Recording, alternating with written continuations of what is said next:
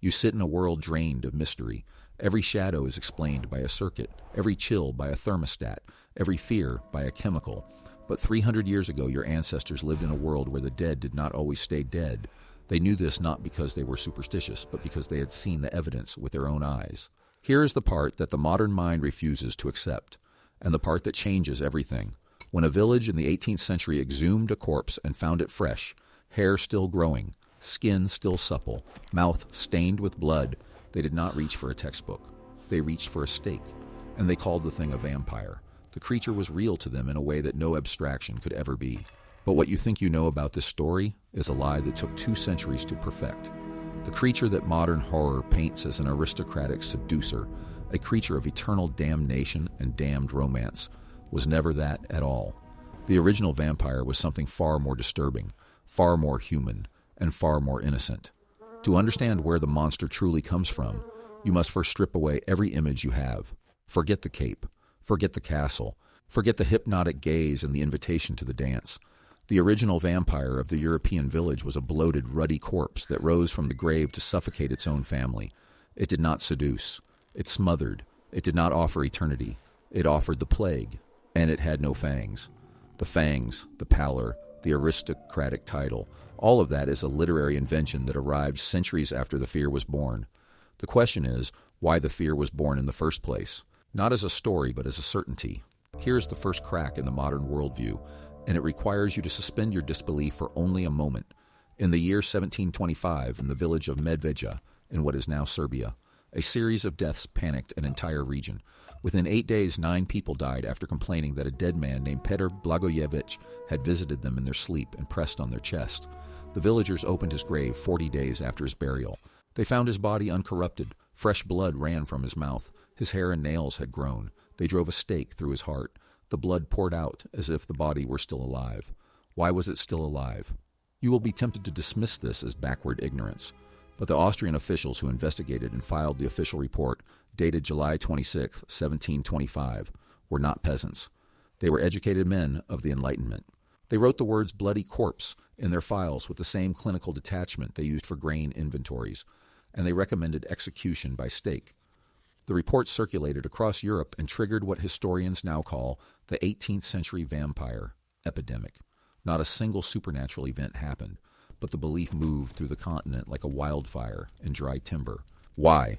Here's the truth most people never reach, the truth that changes the meaning of every vampire story you have ever heard. The original vampire was not a monster. It was a loved one who refused to stay dead, and whose return was interpreted as a betrayal. Think about what that means for a moment. The corpse in the grave, the beloved grandmother or the village elder, rises not to terrorize strangers, but to visit its own children, its own spouse, its own blood. The earliest recorded vampire attacks are always intrafamilial. The dead come back for the people they loved. And they are not driven by malice in the classical sense. They are driven by unfinished business, by unresolved grief, by a tie that death itself could not sever. You are carrying the same structure inside your own mind right now. If you have ever dreamed of a dead parent, a dead sibling, a dead friend, you know the exact feeling your ancestors called the presence of a ghost. The difference is that they lived in a world where the boundary between the living and the dead was porous, a membrane that could be crossed. You live in a world where that boundary is an iron wall enforced by rationalism, but the dream still comes, the feeling still arrives in the dark, and your brain still interprets it using the same ancient machinery that told a Serbian farmer in 1725 that his dead neighbor had returned to suffocate him. That same ancient machinery is still running inside you. This is not history. It is the architecture of your own psyche laid bare. Subscribe if you want to keep following this thread deeper into the dark, because what comes next will rewire the way you see the vampire and yourself forever. And before we go there, leave me a word in the comments, just one word, that names the person you have dreamed of who should have stayed dead but never quite left you. Now we reach the part where the story inverts itself completely, and the creature you thought you knew becomes something else. The modern vampire, the suave aristocrat in a silk-lined coffin, is not an evolution of the folkloric vampire.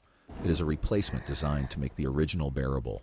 The folkloric vampire was too close. It reminded you that your own dead could turn against you, that death was not an end, but a transformation into something hungry, that the love you felt for your family could be weaponized against you by a corpse. That truth is unbearable. So literature did what literature does. It sanitized. In the year 1748, a French theologian named Dom Augustin Calmet published a massive treatise on vampirism that tried to reconcile the reports with Catholic doctrine. He did not deny the phenomenon. He argued that vampires were either a diabolical illusion or a literal resurrection permitted by God. His book became a bestseller across Europe, and it planted the seed for the transformation.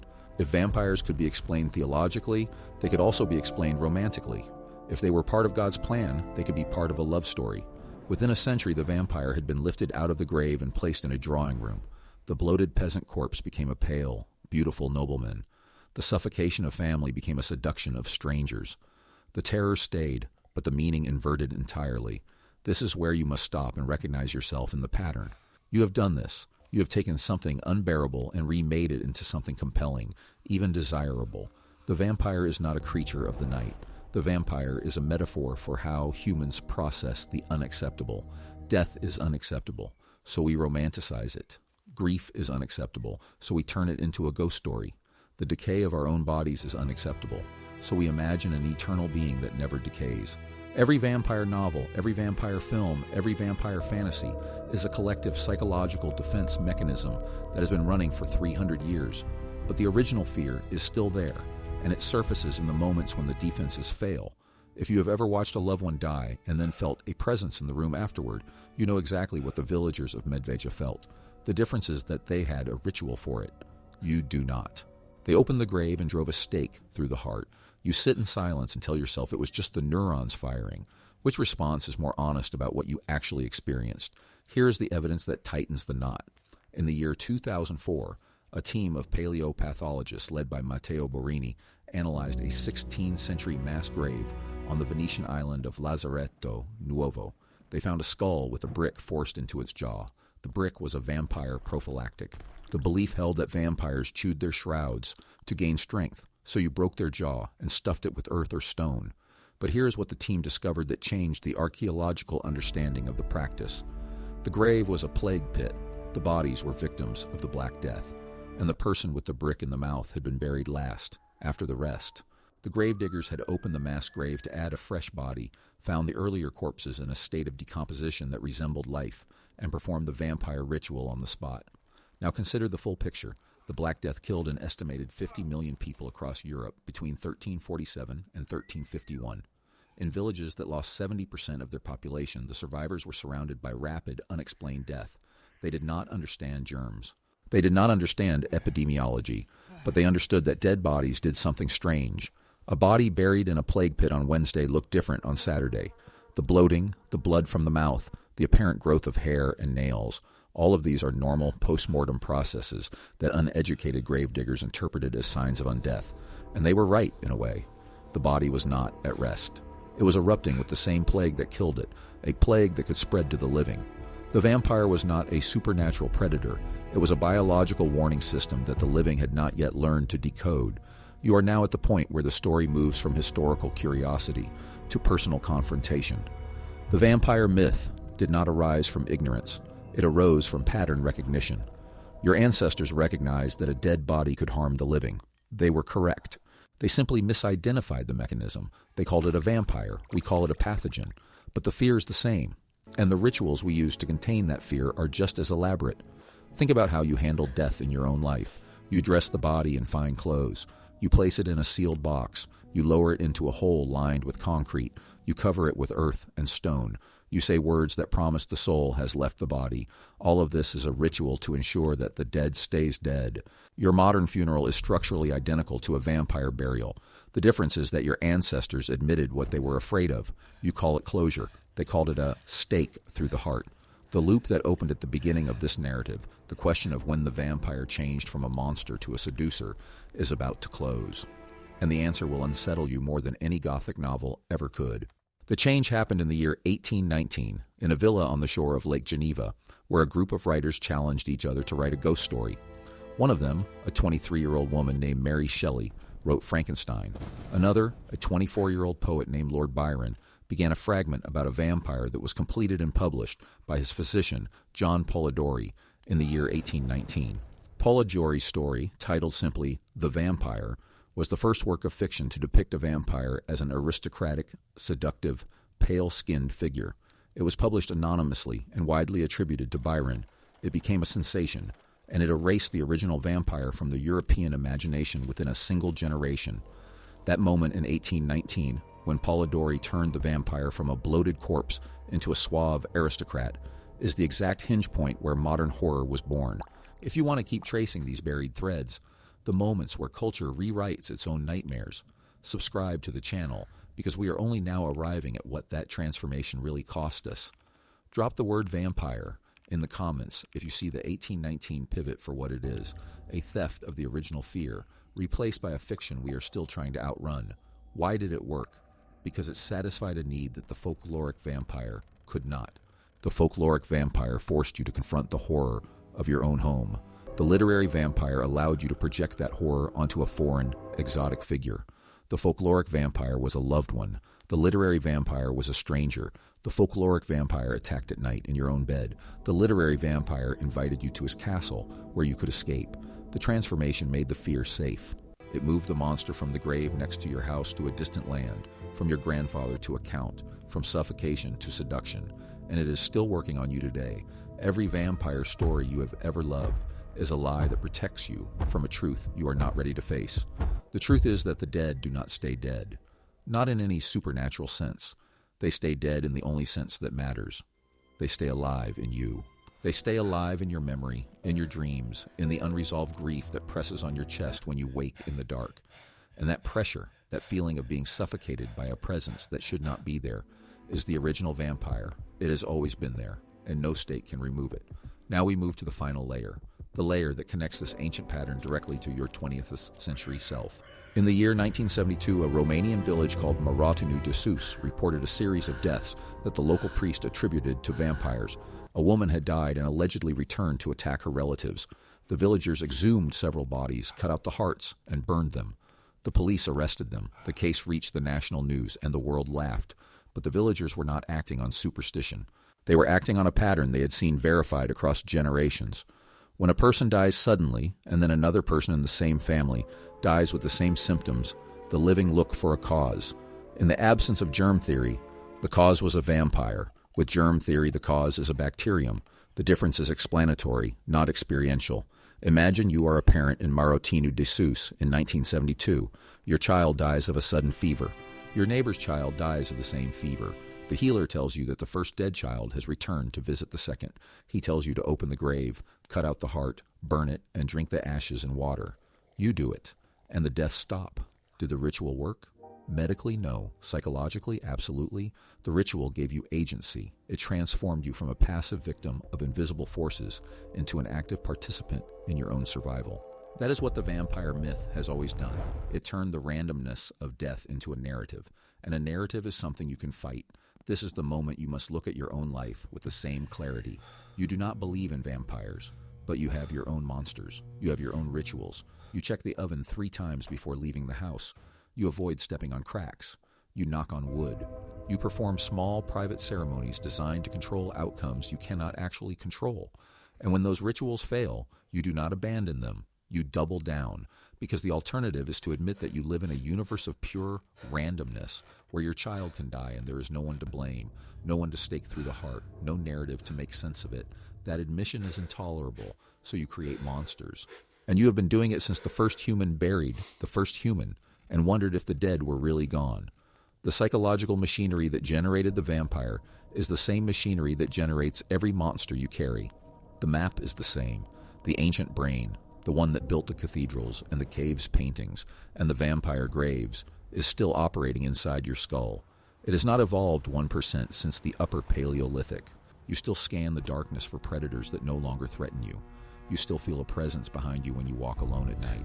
You still wake with a start, convinced something was in the room. That machinery is not broken. It is functioning exactly as it was designed to function, by a world that has changed around it. Now the narrative loops must close. The first loop, the question of when the vampire changed from evil to seductive, is answered. It changed in the year 1819 when John Polidori wrote a story that turned a folk horror into a literary fantasy. The second loop, the question of what the original vampire really was, is answered. It was a loved one, a biological warning, a psychological defense. And the third loop, the question that every viewer carries into this video.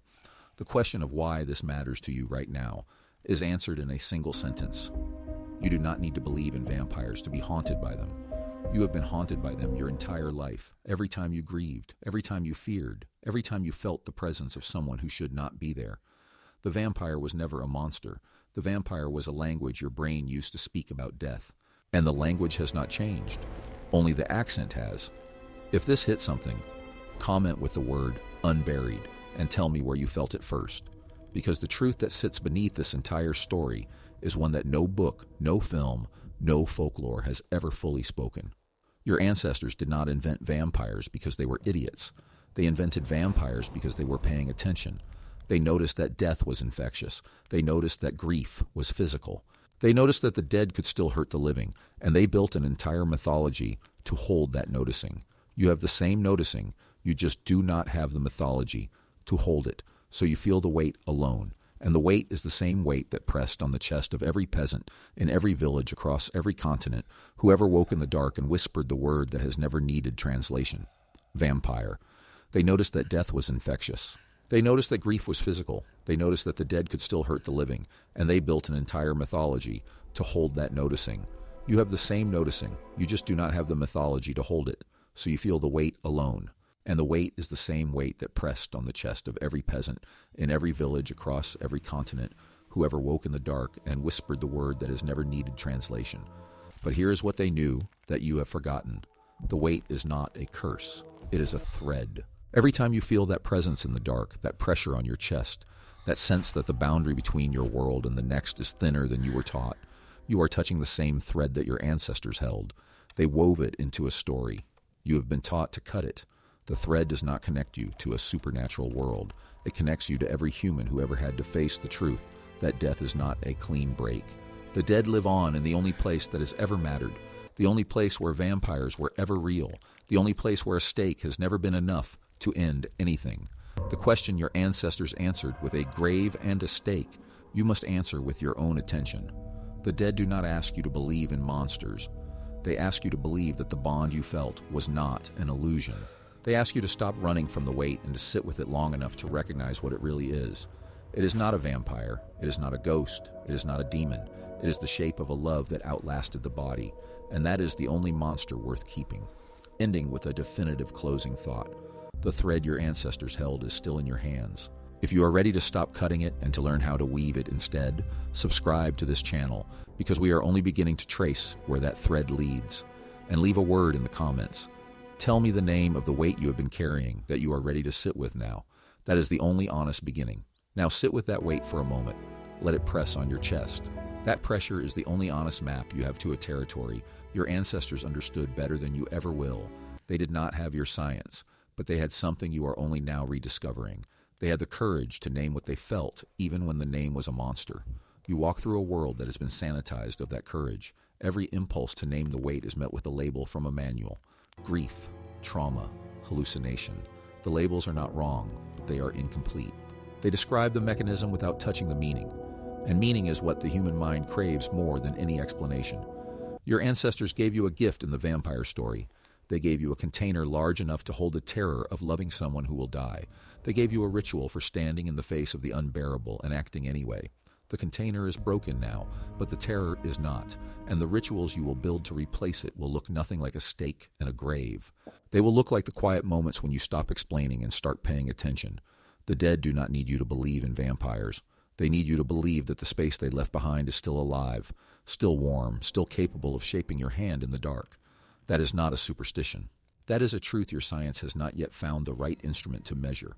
And when you finally stop running from the weight, when you sit with it long enough to feel its shape, you will recognize it. It is not a monster. It is the only proof you will ever have that the bond was real. The pressure on your chest is not an attack. It is a conversation. The dead are not gone. They are waiting for you to stop talking long enough to hear them. Every funeral you have ever attended, every black car in a slow procession, every lowered coffin is the modern echo of that same ancestral act. You are still trying to keep the dead in the ground. You are still hoping that the ritual will be enough to let them go. But the ritual is not for the dead. It is for you. And it never works the way you hope it will. The dead return. Not as vampires, not as ghosts, but as the shape of a familiar silence in an empty room, as the scent of a perfume that lingers on a coat you cannot bring yourself to wash, as the reflex to turn and tell someone something they will never know. You do not need a grave in Serbia to feel the presence of a loved one who has crossed the boundary you are taught is absolute. The boundary is not absolute. It is a story you tell yourself to survive the hours between dawn and dusk. Your ancestors knew this. They lived with the dead in a way you have forgotten how to do. They kept the skull on the shelf. They spoke to the bones. They left food out and doors open, and when the dead pressed too close, when the weight on the chest became unbearable, they did not call it a hallucination. They called it a visit. They called it a name. They acted. The acting is what you have lost. You no longer have a stake to drive. You no longer have a grave to open. You have only the weight and the silence and the instruction manual that tells you the weight is not real. But the weight is real. It has always been real. And the only question that matters is what you will do with it. You can continue to dismiss it. You can continue to tell yourself that the pressure on your chest at 3 a.m. is just the neurons misfiring, just the stomach acid rising, just the anxiety of a life unlived. That is the safe path. That is the path that keeps you in the world of circuits and thermostats, a world where everything is explained and nothing is meaning. Or you can listen to the weight. You can stop telling it what it is not and start asking it what it is. You can let the dead speak in the only language they have left, the language of a touch you cannot explain, the language of a dream that feels more real than the bed you are lying in, the language of a name that rises to your lips without being summoned. The fear of the vampire was never the fear of being drained. It was the fear of being changed, the fear that death would not end your connection but transform it into something you could not control. That fear is still inside you, and it is not wrong. You will be changed. You are already changed. The dead you have loved have already transformed you into someone who carries their absence like a second skeleton beneath the skin. Let that be enough. Let the weight be what it is. Not a monster to be staked, not a superstition to be outgrown, but the natural, unbearable, magnificent consequence of having loved someone who will not live forever. That is the only vampire story that has ever mattered, and it is yours.